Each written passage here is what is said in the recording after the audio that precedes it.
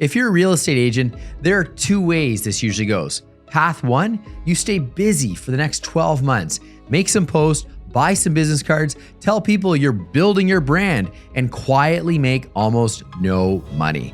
Or path number two, you get brutally honest about what this business actually is. You focus on the skills that matter, and you build momentum before most new agents even know what game they're playing. Because here's the truth, folks. Most new agents do not fail because they aren't motivated. They fail because they waste their first year doing work that looks productive that doesn't create clients. I remember back when I started in 2002, I didn't know what to expect. I was just a kid at that point.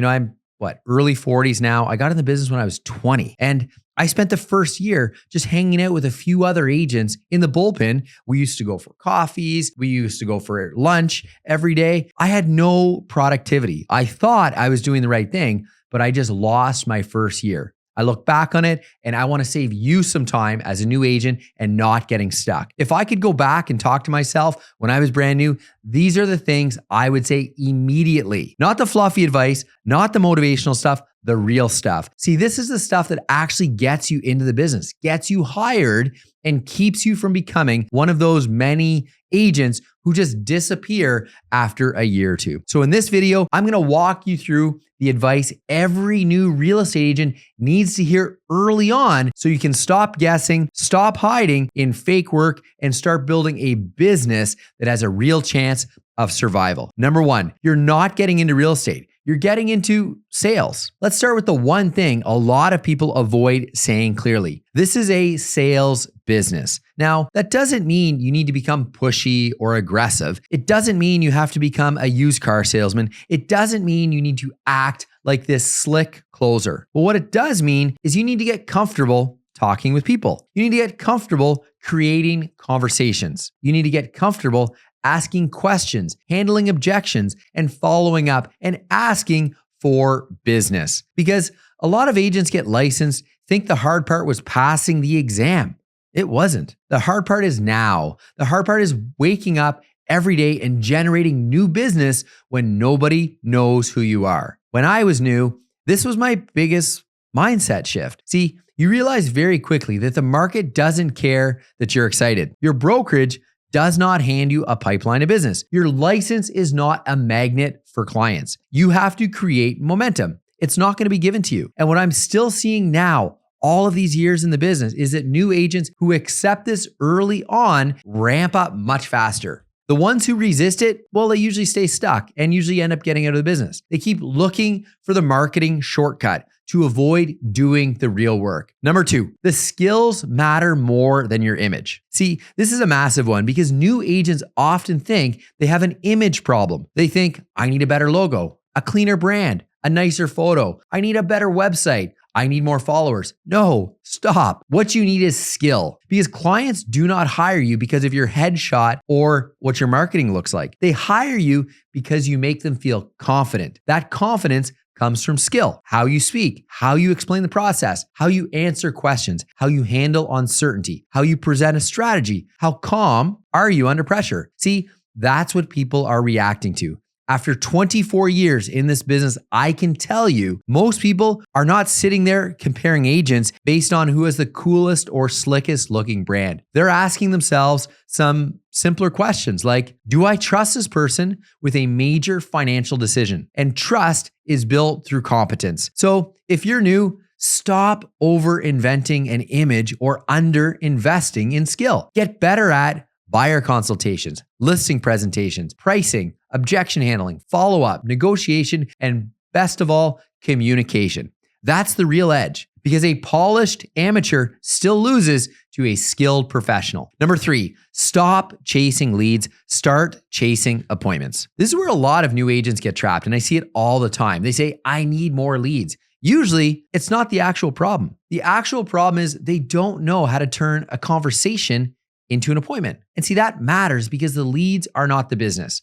Appointments are. You can have 200 leads in your CRM and still be completely broke. And a lot of agents are like that. But if you consistently book and hold buyer consultation, listing appointments, serious face-to-face conversation with real prospects. Now you've got a business. This is why I'd strongly encourage any new agent to stop measuring success by vanity metrics, not how many people liked your post? How many views did I get? How many leads came in? How many people signed in with me at the open house? Instead, ask, how many quality conversations did I have? How many people moved forward? How many appointments did I set? How many consultations did I conduct? How many opportunities did I create? That's the real scoreboard. Anything else can become a distraction very quickly. And I've seen over and over the years, agents who look busy online have no real pipeline, and quieter agents who are stacking appointments and winning offers, those are the ones that are going to last. And quick side note, I'm in the process of building a private community for residential real estate agents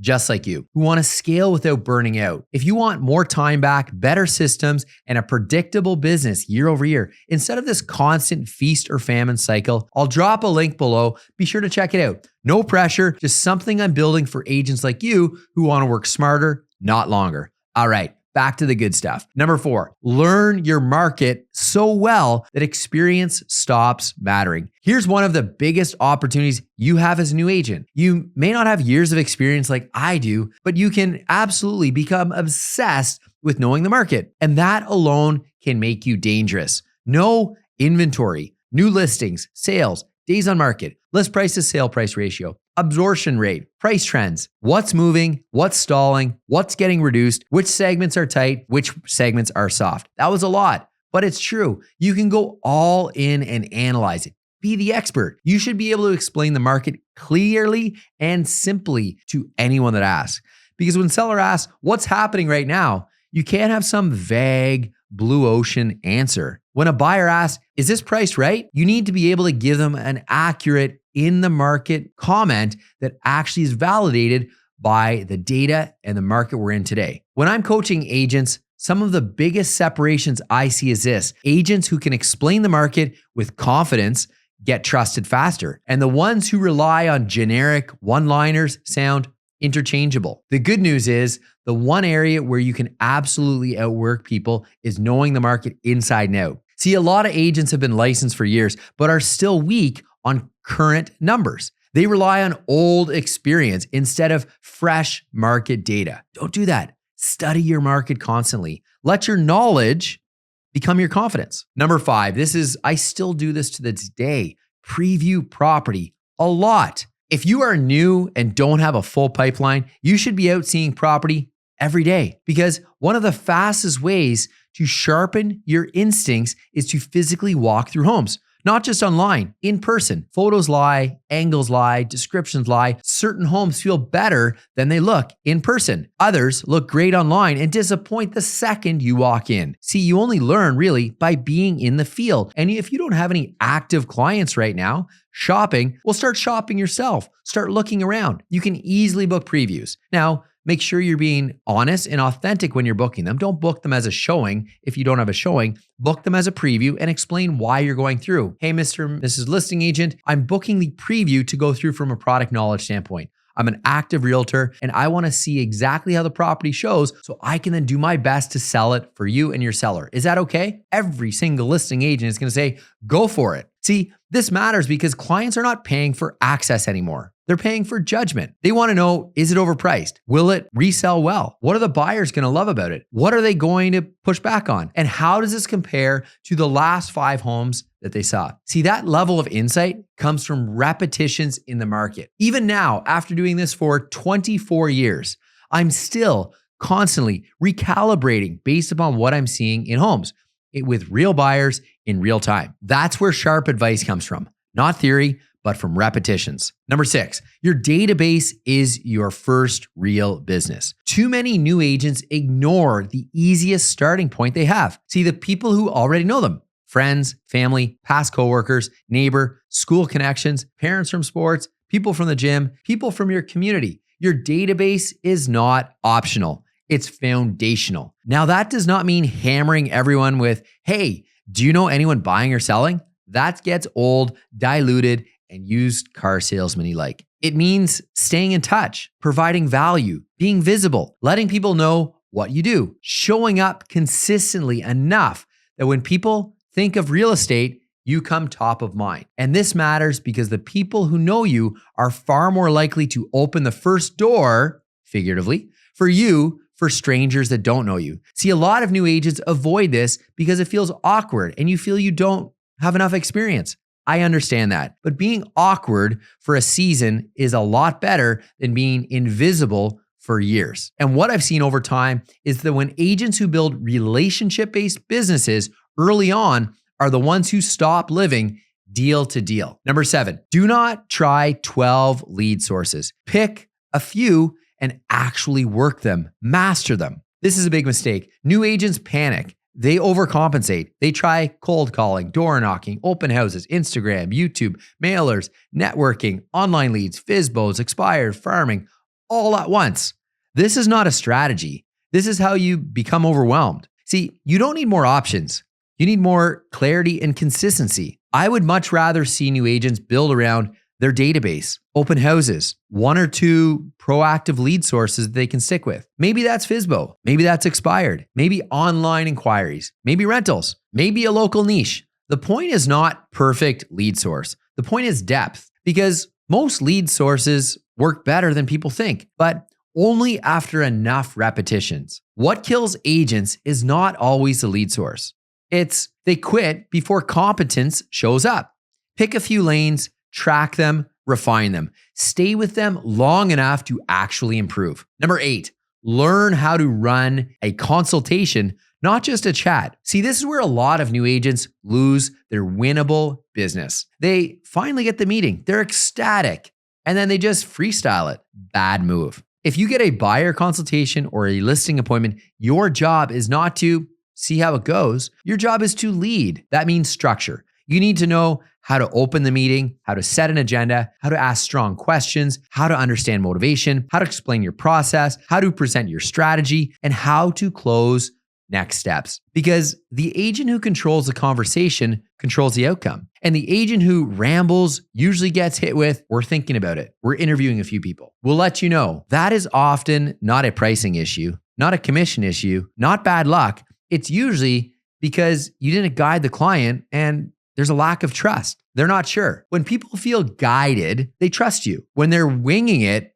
they hesitate. So script your consultations, practice them, refine them, and role play with them. This is one of the highest ROIs, return on investment skills in your business. Number 9, get good at pricing early. If I were new again, I would spend a huge amount of time learning pricing, because pricing is everything. 95% of the work is pricing the property. If you overprice the property, it's never going to sell. You can deploy as much marketing dollars towards the listing as you want, but if it's not priced well, you're not going to get the demand and the buyer interest that's going to create an offer. Pricing really does touch everything. What I'm seeing all the time is that agents who are weak on pricing create problems everywhere else in their business. They overpromise, they underexplain, they chase listings with inflated numbers, they misread value, then they lose trust when the market tells them the truth. You want to become the agent who can walk through a property and have a real opinion.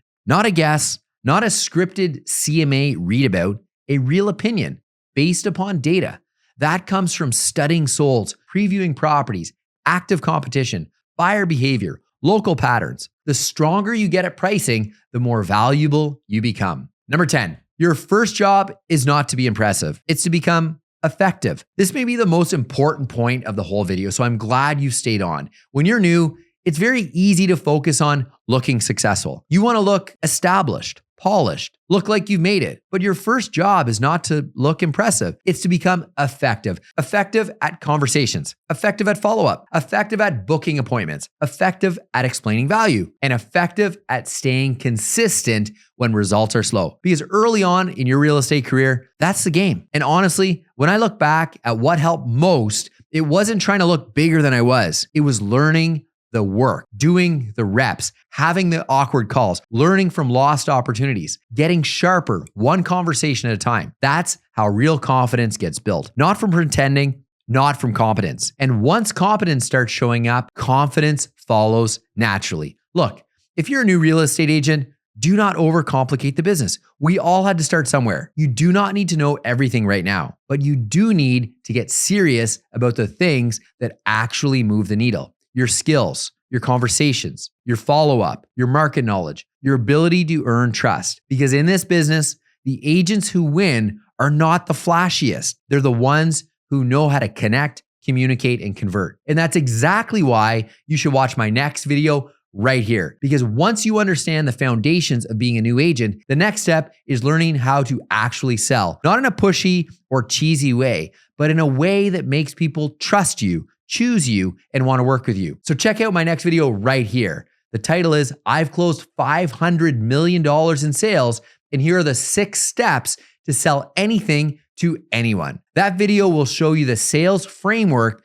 behind everything I do: listing appointments, buyer consultations, follow-up, objection handling, and winning more business. Check it out right now.